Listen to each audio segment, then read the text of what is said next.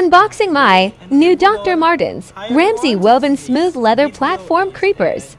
Ito yung part 2 na i-unbox ko. Itong box from Zalora. Ayan. So, alam niyo na kung anong naman ito.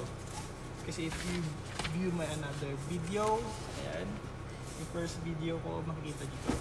Ito naman is, ito yung Ramsey Leather Platform Creeper. Ayan.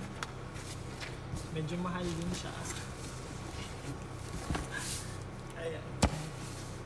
Doc Martens.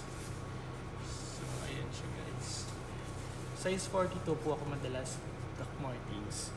Hoping na gusto sa akin. Medyo mabigat pala siya. Ayan. So,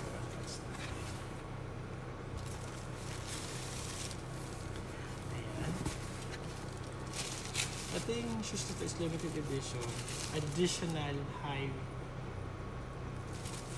na sole. Ayan.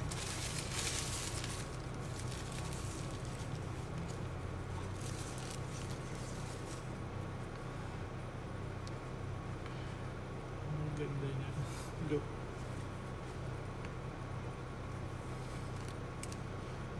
Ayan. Ito yung nakita ko mismo.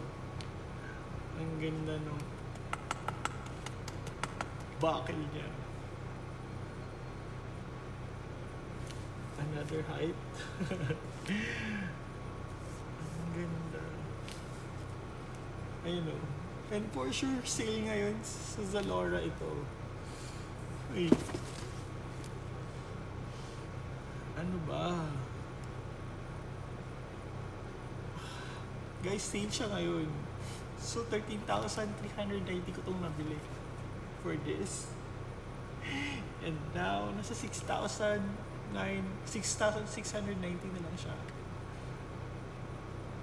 Oh my god. Meron pang ibang style, oh. Nasa 10,000. Meron din silang white sa 5,000. But this one, she's, ang ganda niya. Ang ganda niya.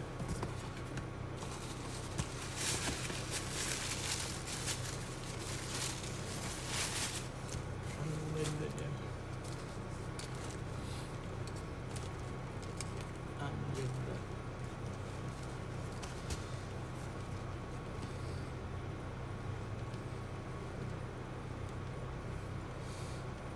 ganda niya. One of my favorite na ngayon na sapatos. Ang ganda. Look, tingnan niyo. Yung detail ng shoes.